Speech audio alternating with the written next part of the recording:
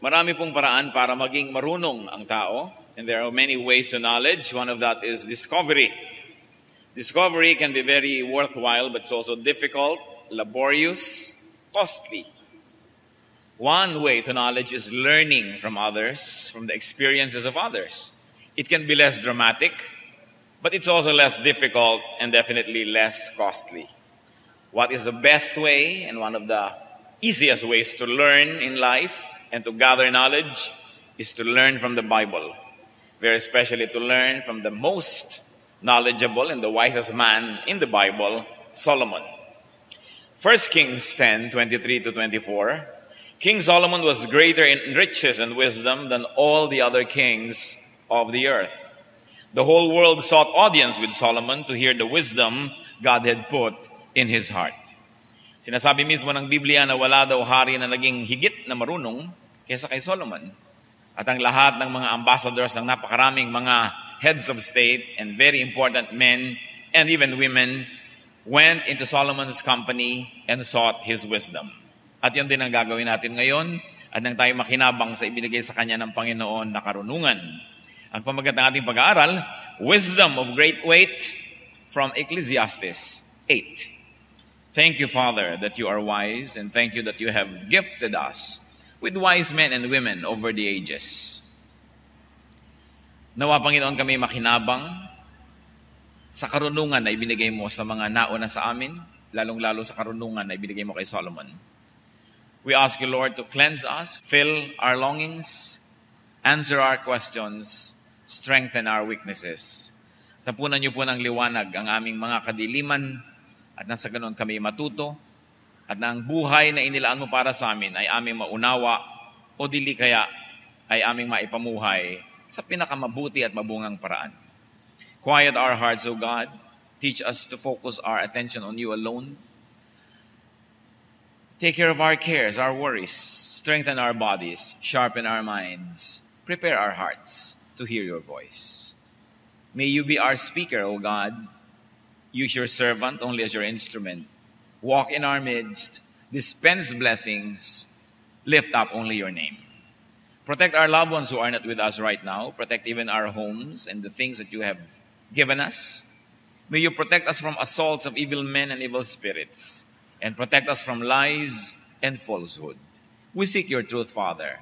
And this we ask in the name of Jesus our Lord and Teacher. Ecclesiastes 8. At sa ating mong pag-aaral ng maraming mga karunungan at hindi natin kayang ubusin isang maghapon ng laman ng isang chapter lang, subalit tatangkain natin na kuhanin yung mga relevant sa ating buhay ngayon.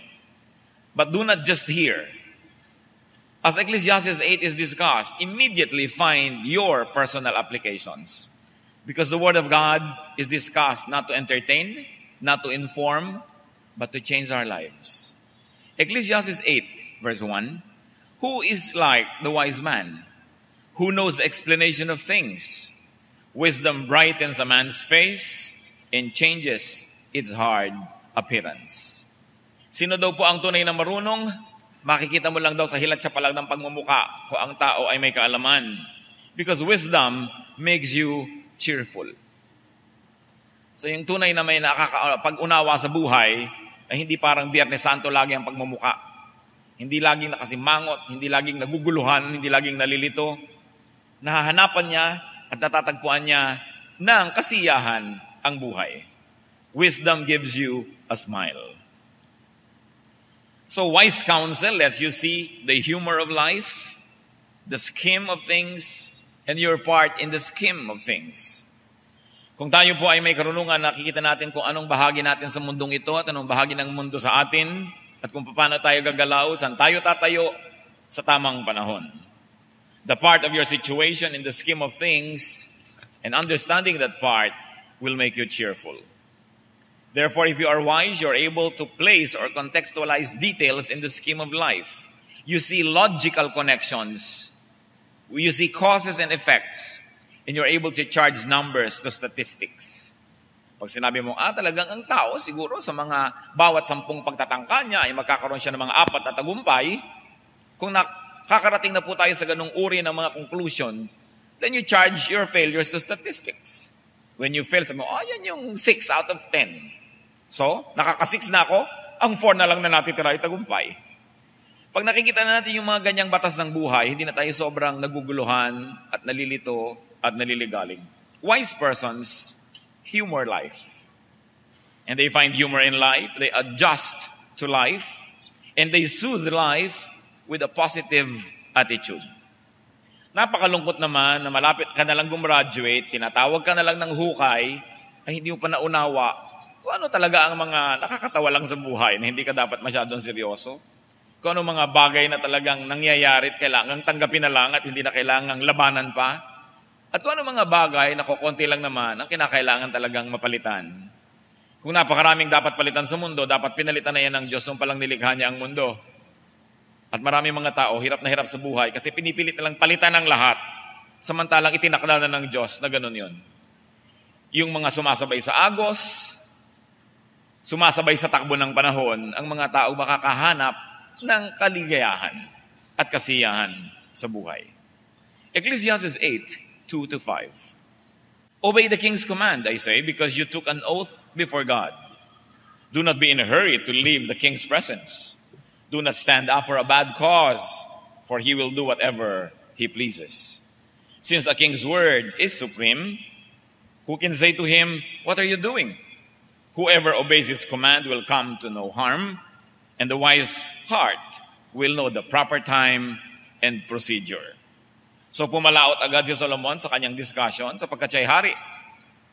Alam niya ang kapangyarihan ng hari at alam niya na useless na bumangga ka na bumangga sa hari nang wala ka namang tunay na dahilan. Sabi niya, do not needlessly oppose the powerful. You want to be happy in life? Do not needlessly oppose the king. Do not needlessly oppose legitimate power. Sinabi niya, this is the king to whom you took an oath before God. In other words, this is not just a king, this is a God-installed king. A king that enjoys legitimation from God. And therefore, the people took their oath to be obedient to this king. Sabi niya, anong mapapala mo na lagi mo na lang yan babanggain? Because power and God Himself is on the side of legitimate leadership. Napakarami mga tao buwangga ng bangga sa pader. Lagi na lang malungkot si tatay dahil nakaaway na naman yung supervisor. Binangga na naman niya yung manager. Pati presidente ng kumpanya gusto niyang suwagin dahil para siyang lagi na lang may revolusyon. Lagi na lang siyang merong pinaglalaban. Meron na lang siya laging pakikipagtunggali kahit sa kalit-liitang sales clerk. Pati security guard sa pinto, nakakaaway. Paano ka sasaya? May barilyo. Kung binaril ka, di tama ka nga, patay ka naman. Sa traffic, nakikipag-away ka, nakikipag-gitgita ka kahit right mo. So nabangga ka, nagkakupi-kupi ang iyong sasakyan, nabaldado ka, pero right ka nga, pero lumpo ka naman. So may mga bagay na hindi mo na kailangan pinagbababangga. Nakikipag-away ka sa jeep, sa sukling 5 na hindi binigay sa'yo, sinaksa ka tuloy. Dapat alam mo kung ano mga giyera ang dapat mong labanan at mga giyera pinapalampas mo na lang. Even major trains stop only at major stations. Transcontinental trains stop only at major capitals. So you choose your battles. At yung lagi na lang nakikipagtunggali sa may kapangyarihan, anong mapapala mo nun? Lumalabang ka sa agos. Lulungkot ka lang sa buhay. Meanwhile, what will you do with your grievance or with your misery kung talaga nahihirapan ka sa pamamalakad nitong leader na ito?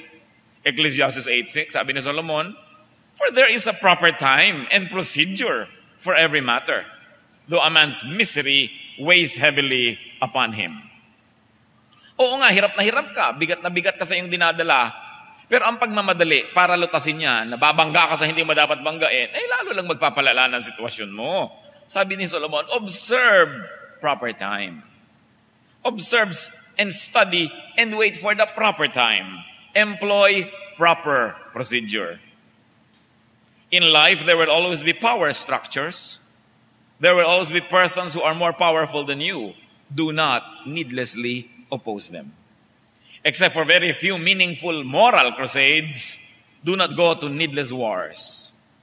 Do not go to needless battles, especially against the powerful. Yung biyanan na babaeng kinakaaway mo ang iyong manugang, may power yan. May power yan sa iyong anak. Di ba? Ganon din naman yung nanay, may power din yun sa kanyang anak. So yung manugang naman na nilalabanan yung biyanan, lumabangga ka rin sa pader. Huwag kang lumalaban sa may kapangyarihan. Walang mangyayari sa'yo. No? Kaya maraming mga buhay ang hindi masaya. Hindi na pumipili. Yung kapitbahay mo, makikipag-away ka. May kapangyarihan yun kasi araw-araw dumadaan ka sa kanya. Araw-araw makikita mo siya. May kapangyarihan din niyang manginis. May kapangyarihan niya na bumarabara doon at paguluhin ang buhay mo. So bakit mo babanggayin? You will achieve a lot more by sailing with the wind. And you will struggle a lot less by going with the flow. Maliban na lang sa mangilan-ngilan na talagang konting-konting moral crusades na dapat na panindigan, hayaan mo na lang yan, sumabay ka na lang sa agos ng buhay. Even able captains are able to turn the fiercest wind into a friend. At yan ang tunay na husay ng mga kapitan ng mga barko. Lalo nung araw ng mga sailing ships na umaasa lang sila sa takbo ng hangin. Ang tunay na mahuhusay ng mga kapitan at mga piloto ay nakikinabang anuman ang ihip ng hangin at saan man ito umihip. Kasi marunong silang lumaro sa hangin. Proper time and proper procedure opens many doors. But improper time and improper procedure will close many doors. Bakit po maraming mga tao na sasabihin nyo, napakamalas naman ng taong to, lahat na lang niyang gawin, hindi magtagumpay? Usually, ang dahilan nun, may ugali siya siguro na lagi nalang uma-attract ng opposition. Bakit pag may taong nawawalan ng cellphone, nakakaapat na cellphone na yun nawala, asahan mo sa darating na panahon, siya pa uli ang mawawalan. Kung sabihing malas yan, may ugali yan, nakaburaraan, kaya laging nawawalan. Bakit laging may nadudukutan? Kung may nadudukutan na lang, siya nang siya yun. No? May tao 3 beses nang nasunog ang bahay niya. Pag may ika-4, bahay na naman niya yun. So meron siguro siyang pamamaraan na uma-attract, tumatawag, umaakit sa problema. So kung lagi na lang tayong namamroblema, lagi na lang tayong nabibigo, lagi na lang tayong nalulungkot, nakakapitong nobyo ka na, lagi ka na lang iniwan sa, hindi pa kayo nakaka 1 month sari, iniwan ka na. May ugali ka sigurong karapat dapat iwan. No? Huwag mo sisihin ang mundo, huwag mo sisihin ang planeta, tingnan mo sa sarili mo, ano ba sa kostumbre ko ang nagpapaganito sa buhay ko? Wala naman akong nunal sa tuluan ng luha. Ipinakoterize ko na. Pero bakit ganito pa rin? Tingnan po natin ang ating attitude because most of the time it is our attitude that shapes our environment. It is like a magnet that attracts and repels powers and forces. Tingnan ang mga rule ng buhay at matuto na. Ecclesiastes 8:7-8. Since no man knows the future, who can tell him what is to come? No man has power over the wind to contain it, so no one has power over the day of his death. Kayong mga mahilig magpahula, tandaan nyo na lang ito, Ecclesiastes 8:7. Sabi ni Solomon, no man knows the future. Walang nakakalam ng detalye niyan.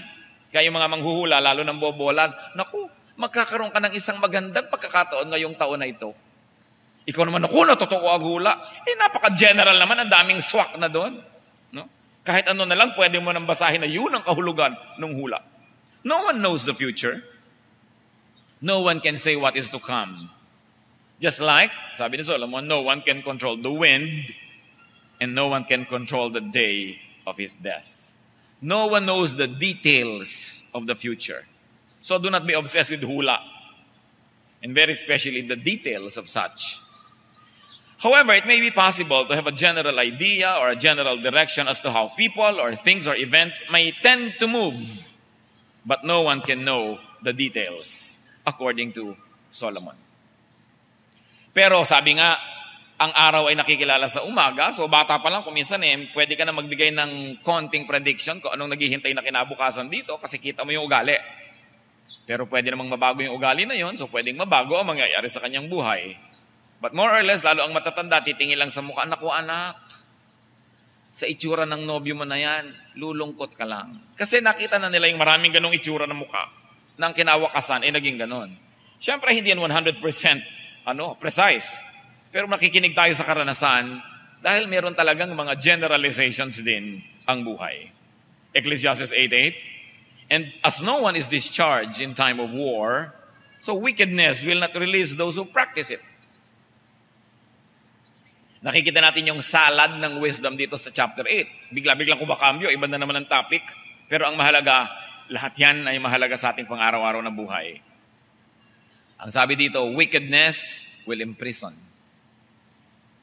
Wickedness badness will entrap a person.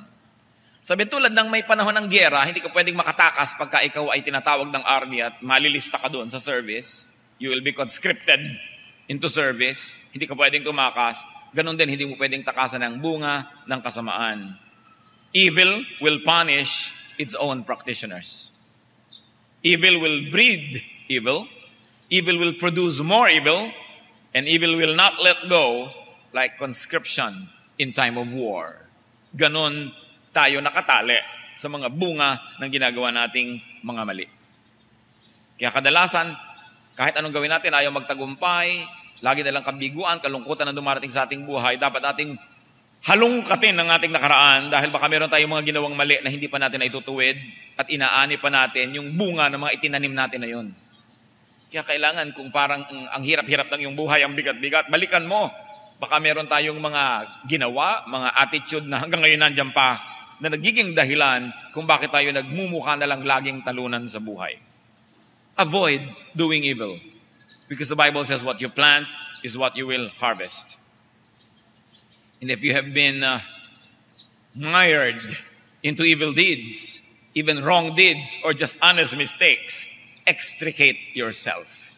Kailangan mong palayain ang iyong sarili doon sa mga tali na gumagapos sa iyo dahil sa ating mga nagawa o dahil sa ating mga ugaling hindi ka nais-nais. Proverbs 6:5, free yourself like a gazelle from the hand of the hunter, like a bird from the snare of a fowler. Kung paano nagpupumiglas ang isang hayop na nabihag, ganun dapat tayo magpumiglas daw sa magiging bunga ng ating mga maling desisyon o mga naging pagkakamali noong paman. Kailangang makawala tayo doon. Kung ikaw yun merong nagdadrive ka at nakaliko ka sa isang mali, kailangan kang bumalik, umatras o bumuelta para makabalik ka ulit doon sa tama and then you take the right way. Hindi pwedeng ituloy mo nang ituloy yung maling yun dahil pakipot ng pakipot ang daan, pamali ka ng pamali, humahaba ang buhay, lubog ka ng lubog. Kung minsan merong pinagkrusan ng landas na dapat nating balikan para simulan nating tahakin yung tama. Ecclesiastes 8:9-10. All this I saw as I applied my mind to everything done under the sun. There was a time when a man lords it over others to his own hurt. Then too I saw the wicked buried, those who used to come and go from the holy place and receive praises in the city where they did this. This too is meaningless. Sabi ni Solomon, nako, napakarami ko nang nakita sa buhay na ito. Merong mga umaasenso, lumalakas, nagkakaroon ng kapangyarihan, dumadami ang tauhan. Sila lang naman ang nahihirapan. At sila din ang nagsasuffer. It can also be read to the point that may mga taong nangingibabaw sa iba, nangunguna at nagkakaroon ng kapangyarihan, at ang nahihirapan ay yung kanilang mga pinangungunahan. That sentence can be read two different ways in its original language rendition. Sabi niya, maraming walang katuturan. Marami na ako nakita ang mga masasamang tao na pinupuri lagi ng publiko saan man sila mapunta. At nung inilibing, binigyan pa ng isang napakarangal na libing. Sabi niya, napakaraming bagay na sayang lang at walang katuturan sa buhay. There are times when a person's power hurts himself. There are times when a person's leadership or authority or rise to power or hold on to power hurts only himself. Maraming ganyan mga tao. Nung umasenso at saka napahamak. Nung naging makapangyarihan at saka naligaw. Nung nagdumami ng tao na kanilang pinangungunahan, doon sila naging malupit at doon sila naging mapagsamantala. Samantalang ang tunay na pamumuno ay upang kupkupin at mahalin ang ating pinamumunuan, hindi para sila kawawain. Sabi, merong mga tao hindi bagay na nagiging makapangyarihan. Hindi bagay na yumayaman, hindi bagay na umaasenso, hindi bagay na sumisikat kasi nasisira lang. Alam niyo po, marami ang hindi makayang dalhin ang bigat ng kahirapan. Pero marami rin na hindi nila kayang dalhin ang bigat ng kayamanan. Meron mga hirap na hirap dahil sila hindi kilala, pero meron ding hirap na hirap pag kilala na sila, hindi nila ma-handle yung fame. Kaya sabi, may mga taong hindi talaga ukol na yumaman o sumikat sapagkat hindi nila kaya. Labag sa likas nila na kayanin ang higit sa pagiging karaniwan. Sapagkat alam nyo, fame, power, fortune is such a great weight to carry. And if you were not made to carry it, if you were not designed to carry it, you will be destroyed by it. Kaya hindi tayo dapat sobrang naghahangad nung hindi binibigay sa atin ng Diyos. Matapos nating gawin ang magagawa natin, hindi pa rin nangyayari, dapat nating isipin na dapat ako manalig na hindi yan ukol para sa akin. Hindi yan para sa akin at hindi ako para dyan. Dahil baka masira lamang ako. At sabi nga ng ilan, whom the gods wish to destroy, they first make powerful. Or they first make rich. So be free from needless loads, from needless worry and care, and needless responsibility. Baka naman hangad kayo ng hangad na tumaas ang posisyon nyo sa inyong kumpanya. Nakakatiyak ba kayo na ang pagtaas ng posisyon na yan ay siyang pagdami ng inyong kaligayahan? O baka naman yan ay pagdami lang na inyong mga suliranin? Paghangad na may isa ng kumpanya gusto pa mag-expand ng mag-expand. There are people who are called by God to expand, but there are those who are not. So pag nag-expansion, ano nangyayari? They spread themselves too thinly at ang lahat ng negosyo bumabagsak. Huwag kayo nagne-negosyo na hindi nyo alam paandarin kung umabsent yung inyong clerk o yung inyong manager o inyong supervisor. Dapat alam nyo paandarin yan. Isa yan sa dapat natin iniisip. Pag hindi nyo kayang paandarin ng wala kayong mga tauhan, huwag nyo pasukin dahil dadayain lang kayo ng mga yan. Lalaki lang ang mga ulo nila pag lumaki na yung kumpanya, nanakawan lang kayo niyan, dumadaming problema nyo. Kung hindi nyo kayang lukuban, ay huwag ninyong angkinin. Dumadami ang suliranin, expand ang expand. Pero sa pagdami ba ng pera, dumadami ang inyong kinakain? Hindi naman na. Nagbabawas pa nga tayo dahil nag-jeta ka na. Sa pagdami ba ng pera, talagang nilalakihan mo yung kama mo? Hindi, tama na. Yung king size, hanggang doon ka na lang. Alam mo ang kama mo kasi laki ng basketball court. So sa pagdami ng goods, it doesn't always mean that your satisfaction will also increase. Your management work will only increase. Yung maraming mga bahay, ito yung babagyo, tinatawagan mo lahat, lumipad ba ang bubong, gumuho ba ang pader? Tapos yung mga katulong mo ang laging nagpepiesta sa iyong mga bahay, nakahiga sa iyong kama, at nasa iyong bathtub. Ownership is such a great burden. So huwag kayong laging maghagan na magkaroon. Napakahalaga na i-simplify ang buhay. And once you have power, do not always seek to prolong tenure. Do not always seek to prolong your hold to power. Do not overstay your welcome. Kung kayo manager, time na para mag-resign o time na para magpunta sa ibang lugar, bigyan nyo naman ng space yung iba para umasenso rin sila dahil tigi-tigisa lang tayo ng buhay. Ay gusto nyo nang kayo na lang lagi ang nandun. Paano yung iba? Hindi na ba sila makakaupo sa inyong silya? So know when to say goodbye to power. Know when to say goodbye to prestige. So other people can also take part in it. And that you may retire to a more quiet life. Napakahalaga alam natin when to stop. Proverbs 15:17 says, better a meal of vegetables where there is love than a fattened calf with hatred. Mabuti pa daw na ang pagkain ay gulay na lang ang ulam, bulang lang, kaysa sa lechong baka na lagi na lang may gulo. Alam nyo po kasi nung araw, yung pagkain na gulay, ina-associate yan sa poverty. Pero ngayon, siyempre, yung mga super rich, ganun na rin ang ginagawa nila. Puro gulay-gulay na lang kasi uso ngayon sa mga diet-diet yan. Pero nung araw, pagka gulay, ay mahirap. Kaya sabi sa Bible, mabuti pang gulay na lang ulam mo na tahimik ang buhay mo. Kaya sa piyesta ka ng piyesta, pero wala ka rin namang gana dahil ang gulo-gulo ng buhay mo. So you should know when to stop. No? Mabuti na yung simpleng masaya kesa maluho na magulo. Ngayon, kung maluho ka na, masaya ka pa, well, double blessing. Take it and receive it and share with others. But kung pipili lang kayo sa dalawa, you should have less to worry about so that you will enjoy more. So do not overstay your welcome.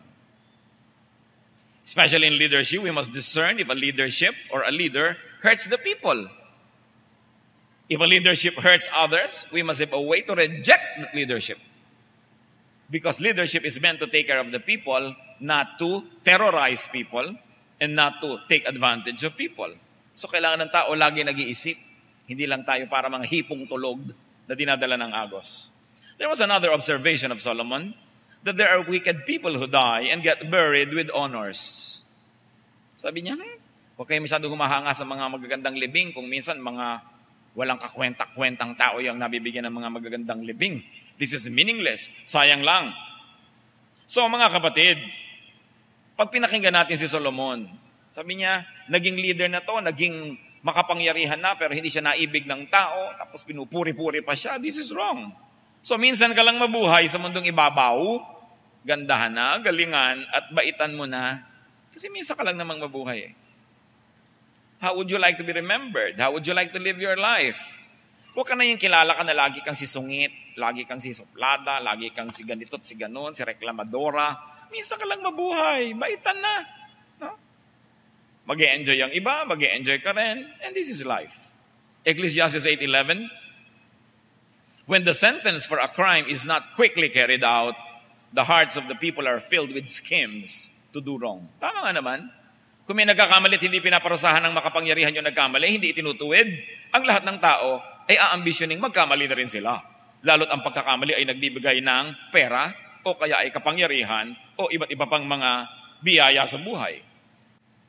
Ecclesiastes 8:12-13, although a wicked man commits 100 crimes and still lives a long time, I know that it will go better with God-fearing men who are reverent before God. Yet, because the wicked do not fear God, it will not go well with them, and their days will not lengthen like a shadow. Anong sinasabi na naman dito ni Solomon? Although some bad people may have a good life, it's still better to be good in life. Hindi po ba nakakakita tayo ng mga masasamang taong yumayaman, umaasenso? Parang tahimik naman ang buhay, wala naman sakit. No? Parang ang saya ng buhay nitong mga masasamang ito. Sabi ni Solomon, kahit pa nga may ganyang naobserbahan tayo, mas mabuti pa rin na maging mabuti ka. Huwag mo silang kainggitan, huwag mo silang tularan, sapagkat ang alam natin na ang Diyos ay mabuti, so kung mabuti ka, you are always on the side of God. Kahit sa biglang tingin, mas may napala yung gumawa ng mali, huwag kang mahikayat na gawin din yun, huwag kang mainggit, sapagkat may Diyos. At alam niya ang ginagawa ng bawat tao. Said another way, the observation of Solomon can be said as this: some bad people live long and they have enjoyable lives in spite of the saying that bad people will not prosper and will not live long. And he was quoting actually from other scripture, from other parts of the Old Testament. Sabi niya, alam nyo, nadidinig naman talaga natin na hindi naman talaga pinagpapala ang masasama. Pero sa totoo lang, may mga masasama dyan na mukhang parang masarap ang mga buhay. Huwag nyo na lang guluhin ang buhay nyo dahil sa kanila, basta't magpakabuti na lang kayo. At huwag na kayo maging hukom, huwag nyo nang sumbatan ng Diyos, o huwag na kayo ang mag-isip ng mga kung ano-anong bagay para sila ay ibalik sa lupa o sila ay parusahan. Just live your life in the best way you can and let God deal with them. Ecclesiastes 8:14, there is something else meaningless that occurs on earth. Righteous men who get what the wicked deserve, and wicked men who get what the righteous deserve. This too, I say, is meaningless. Anong observation dito ni Solomon? Sabi niya, napansin niyo ba? Na may mga mabubuting tao, ang napapala nila sa buhay, dapat yung napapala ng masasama, pero sa kanila napunta. At may masasamang tao naman, ang naaanin nila sa buhay, dapat inaanin ng mabubuti lang, pero sila ang umani. In other words, nababaligtad. Parang, there are times when the evil gets rewarded and the good gets punished. Sabi niya, ito'y isa ring hiwaga ng buhay, natanggapin mo na lang na nandyan kasi kahit anong gawin mong pagsosolve nito, hindi mo masosolve because it really happens. It's part of life. So it's meaningless. It's meaningless to always talk about it and think about it and try to solve it because it is a given. And another reality that doesn't make sense, good people may be treated as criminals and bad people may be treated as honorable. Actually, yun ang sinasabi niya. Bad people may be called honorable. My goodness! How much worse can you treat the word honorable? No? Sobra yan nating nilalait at binabaliwala ang ibig sabihin ng dangal that you call sometimes the most corrupt people honorable. Bakit nga ba honorable ang tawag natin sa mga politiko? Siguro may mangilan-ngilang honorable, pero you and I know, nakabaligtaran yun. So tigil-tigilan yung mga honorable na yan. Naniniwala ka silang honorable sila. Kaya pag dumadaan sila, hinahawi ang daan. Hinahawi ka. But not on election time. Hahalikan nila yung batang may uhog. Hahalikan nila ang matatanda. Dahil eleksyon. Pagkatapos ng eleksyon, binigyan mo na yun ng kapangyarihang pahiram lang, hahawiin ka pag dumadaan sila. Sa mga sasakyan na binibili ng iyong buwis at mga gasolinang binabayaran ng iyong buwis, hahawiin ka sa kalsadang ginawa sa iyong buwis at pinagtubuan nila ang pagpapagawa. honorable. Kaya ayoko ng mga churches na pag may mga anniversary, may mga congressman, may mga kung sino-sinong mga aakyat sa entablado para batiin yung mga tao. Ba't siya ba nagpagawa ng church? Member ba siya doon? Bakit siya kasama? Kailangan tumungtong doon. Diba? The stage and the pulpit is prostituted for the benefit of wicked politicians. And it must never be allowed by self-respecting Christians. Dami-daming korap na tao, honorable. Ecclesiastes 8:15, so I commend the enjoyment of life. Finally, sa dinamirang inobserbahan ni Solomon na parang problema sa buhay na hindi mo naman kayang lutasin, mga bagay na hindi ka man sang-ayon, ganun talaga ang buhay, wala ka namang magawa. Sabi niya sa 8:15, so, I commend the enjoyment of life. Because nothing is better for a man under the sun than to eat and drink and be glad. Then joy will accompany him in his work all the days of the life God has given him under the sun. Sabi niya, huwag niyo na lang i-philosophize lahat ng bagay. Huwag niyo na lang i-problematize. Huwag niyo nang lutasin. Kasi nung paman, hanggang ngayon at hanggang sa darating na panahon, yan ang kalakaran ng buhay. So, mag-enjoy ka na lang. May gulo sa Lebanon, wala namang gulo sa barangay mo, mag-party ka. No? Nagkakagulo sa ganon, sa bahay mo naman hindi. Magkainan kayo, magsaya kayo. Sapagkat tuwing may puwang, tuwing may pagkakataon na sumaya, magpakasaya ka. Sapagkat ang kalungkutan ay marami at hindi mo alam kung kailan darating. So habang may lakas ka, gamitin mo. Habang meron kang pwedeng ikasiya, magsiya ka. Sapagkat di ka nakakatiyak na bukas, pwede mong gawin yan. Sabi, ito ngayon ang aking panukala sa inyong lahat. Enjoy life. Enjoy what you can. Get what you can get from life. Because of such meaninglessness, and because of such realities that do not make sense to our limited minds, because of such realities that cannot be fully understood anyway, like the wind cannot be controlled, just get the most out of life. And graduate, when the march from Aida plays. Mabuhay ka at kung mamamatay ka na, mamatay ka. Wala ka namang magagawa laban dyan. Bakit habang nabubuhay kay pinipilit mong patayin ang sarili mo? Ayaw mo mag-enjoy? At pag namamatay ka na, pinipilit mo namang mabuhay. Sabi, kung buhay ka, mabuhay ka. Kung namamatay ka, mamatay ka na. Kasi nakatakda ang lahat ng yan. So just enjoy your food, your drink, enjoy your time, enjoy your life. Enjoy simple pleasures. Kaya sinabi yung food, drink na yan, these are simple pleasures. Ibig sabihin, kahit magulo ang planeta, kahit may kometa na nakaambang bumangga sa planetang ito, kumain ka, mag-enjoy ka. Kahit na maraming suliranin ng mundo, ang economy, ang environment, merong maliit na sulok sa isang mundo na pwede kang magkaroon ng kahit panandaliang katahimikan, samantalahin mo yon at lasapin mo ang ganda ng buhay na ipinagkaloob sa ng Diyos. Binigyan ka ng Diyos ng buhay, hindi ka para parusahan o torturin, kundi para ma-enjoy mo ang buhay. So, just have as much time as you can. Do as much good whenever you can. Because bad, meaningless, and senseless times can be many. And this is the only way to survive. In fact, this is the only way to enjoy much meaninglessness and ironies around us. Just try to enjoy what can be enjoyed. Ecclesiastes 8:16-17. When I applied my mind to know wisdom and observed man's labor on earth, his eyes not seeing sleep day or night, then I saw all God has done. No one can comprehend what goes on under the sun. Despite all his efforts to search it out, man cannot discover its meaning. Even if a wise man claims he knows, he cannot really comprehend it. So si Solomon na binigyan ng Diyos ng superior na karunungan, tinawag na pinakamarunong sa lahat-lahat, nung tinanong mo, ano po ang lesson ng buhay? Sabi niya, wala. Ano ba ang sagot sa maraming hiwaga? Wala. Walang nakakaalam niyan. Sabi, ang runong-runong nyo, tas wala. Sabi niya, talagang yung napakarunong lang ang nakakaalam kung anong walang kahulugan. Kasi ang mga mangmang, binibigyan ng kahulugan ng lahat ng wala namang kahulugan. Sabi, ang gusto mong mabuhay. May pagkain ka, kainin mo. May asawa ka, sharean mo. May pamilya ka, enjoy together. You have a few friends, enjoy life. Drink, eat, do good. Yun ang buhay. At pag namatay ka na, patay ka na, huwag ka na magsisi. Yun na ang buhay. So it's affordable. So everybody can have a little food and a little drink and a little happiness. No? So kung tinatanggap lang sana ng mga know-it-all theologians, itong sinasabi ni Solomon na wala naman talaga nakakaalam niyan, hindi sila magdudunong-dunungan at hindi nila tayo papatawan ng bibigat ng mga katuroan na hindi naman natin masunod. Hindi nila tayo laging pagigiltihin na parang lagi tayong kulang at hindi tayo pabubuhayin na puro na magdusa ka na parang yun ang gusto ng Diyos sa'yo. Because organized religion has glamorized sorrow and pain and has demonized enjoyment.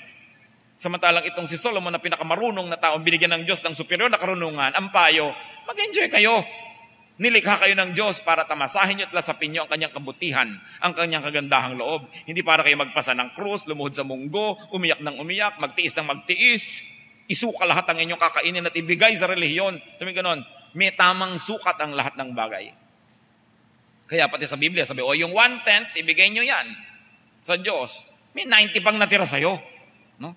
Huwag mo namang ipaluwa lahat at ipabigay na lang lahat. Sabi, ang mga tao nilikha ng Diyos dahil mahal niya. So mga kapatid, huwag nyo nang hanapin ang kung ano-ano mga kahulugan ng buhay na what is life? Meron kayong asawa, maging matapat kayo sa kanya. Dahil napakahirap nagtataksil kayo, lagi kayong lito. Pati mga ticket ng bus at kung ano-anong mga nasa loob ng wallet nyo, linis kayo ng linis bago umuwi. Minsan papalaban mo pa yung kwelyo mo dahil nalagyan ng mantika o mantikilya o mamahaling o mumurahing lipstick. Tinitingnan ng asawa yung mga dibdib mo kung may mga pulbos dukesa na napadikit dyan. Mahirap yung double life. Sabi ko noon, love the youth, the wife of your youth. Simple pleasure, simple joys. Get on with life, tumingin ka sa view. Damahin mo ang sarap ng hangin, tingnan mo ang magandang sunset, amuyin mo ang bango ng bulaklak, mag-enjoy ka ng pansit canton, magbigay ka sa mga kapuspalad, at kung namatay ka, di namatay ka, huwag ka na maghanap. Yun ang buhay. So, sarap na lang, enjoyable. Huwag niyo lagi, mga kapatid, isiping magtiis, magtimpi. Parang napaka-killjoy ng Diyos. The make of the human body is very sensuous, and God has given us the senses. Do you think to deny the senses? God gave us our senses so we can fully appreciate the beauty and the pleasures even of life. But do not forget to commit yourself to good deeds, to good things and projects, to do good, but nevertheless to enjoy the good that God does to you. No one can really understand and control and predict life. So huwag nyo na lang laging isipin, yung papa, sana po pagka namatay ako, yung naka-makeup ako. Yung sana pag namatay ako, yung nasa bahay lang ako, nakahiga lang ako. Sana, yung pati ba naman kung paano kayo mamamatay, pinapakialaman nyo pa? Yung kasi nyo, paano kayo mabubuhay? Nasa kamay yan ng Diyos. Just live the best way you can. Maximize your happiness despite, and in fact, because of the many possibilities for sorrow. Napakaraming pagkakataon na ang tao ay pwedeng lumungkot. At sabi ni Balagtas, no, ganun daw ang buhay sa mundo. No? Sa isang iglap, maaaring magkaroon ka ng kalungkutan. Sa isang iglap, maaaring mabawi ang lahat ng iyong mga tinatangkilik. Sa isang iglap, maaaring ang iyong kalusugan ay maging isang uri ng karamdaman. Sa isang iglap, ang mahal mo sa buhay, maaaring mabawian ng buhay. So habang nandyan yan, mahalin mo na. Habang meron kayong pagkakataon, magmahala na kayo. Makipagkasundo ka na dahil ang buhay ay maraming sorpresa. Masama yung kung kailan ka na lamang nasa lungkot, maaalala mo yung mga panahon na pwede kang magsaya, ay sayang, di ka nagsaya. Pag may pagkakataon, lasapin ang ganda ng buhay, ibahagi sa kapwa ang kagandahan ng buhay, tulungan ang mga kapuspalad, but nevertheless, never forget to leave something for you so that you will enjoy it too. God loves us. So you humor life, adjust to life, because it can't and it won't adjust to you. When people live together, some will smile and some will frown, but you need not mind them. Travel on as best as you can. Take them as you find them. Huwag niyong ipagluksa na may mga taong masasama ang ugali. Marami talaga nun. Huwag niyong ikalungkot na marami mga taong mandaraya. Huwag lang kayo yung padaya. Huwag niyong seryosohin masyado ang hirap ng buhay sapagkat sa loob ng mga hirap na yan, there are pockets of enjoyment available, especially to God's people. Take life as you find it. Binato ka, gawin mong monumento. O kung hindi naman, tungtungan mo sa baha ang mga batong ibinabato sa'yo. Huwag kang magreklamong lagi ka nalang binabato, buti ka may libre kang graba. Find what is positive. Anong sabi ng Desiderata? You are a child of the universe, no less than the trees and the stars. You have a right to be here. And whether or not it is clear to you, no doubt the universe is unfolding as it should. Aandar ang mundo, nakasakay ka man o hindi. So sumakay ka na lang. Huwag kang magpaiwan-iwan at magpaarte-arte dahil hindi ka babalikan ng tren. Sumama ka na lang sa buhay. Ang isang taong nawala hindi na babalik. Ang isang linggong nawala hindi na babalik. So nagmukmuk ka ng 3 araw, 5 araw, sinayang mo yon. Samantalang pwede mo sana ipagdiwang ang buhay. Learn from Solomon. Do not problematize life. Life is a gift from God to be enjoyed. It is not a problem to be solved.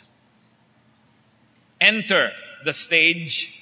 Kung baga tayo mga artista o dancer, may entablado, ito ang buhay, ipinanganak ka, enter the stage, say your lines, dance your part, do your best, love and be loved, and exit when the march from Aida calls you.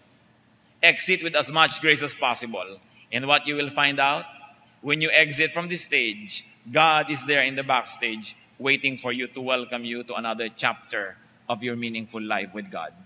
So live your best. Enjoy life. Do good. Worship God. And then let God do the rest. Heavenly Father, we thank you for life. Patatawarin niyo po kami kung hindi namin naigagalang ang buhay at lagi na lang kami na nagmumukmuk, nagrereklamo, hinahanap ang wala, hinahabol yung hindi naman pwedeng abutan. Ituro mo sa amin, Panginoon, na ang buhay ay maganda. Dahil kayo ang may likha nito. Teach us how to live and how to live with others. How to live harmoniously with others who have different agenda from ours, who have different points of view. Turo mo sa amin, Lord, to be tolerant of other people and other points of view. And to live and to learn to live and appreciate even the beauty of the differences among us. Siya sa atin yung mga buhay namin, Panginoon, kung may ugali kami, kung meron kaming asal na umaakit ng problema, umaakit ng lungkot, umaakit ng pagdurusa at mga kahirapan. Magbulay-bulay tayo mga kapatid sa ilang saglit ng katahimikan. Ipasalamat sa Diyos ang gift of life. Magpasiyasat din tayo kung meron tayong mga paraan ng pag-iisip, ugali o asal na nagpapapangit sa buhay natin. Ihingi natin ang tawad sa Diyos. Sapagkat ang paglapastangan sa buhay, paglapastangan sa Diyos na may bigay nito. Learn how to live life to the fullest, to celebrate every day, every minute, in spite of the many seeming troubles around us. Manahimik tayo, yumuko sa presensya ng Diyos at hingin ng udyok ng Espiritu kung ano ang mga dapat nating idagdag o bawasin sa ating buhay.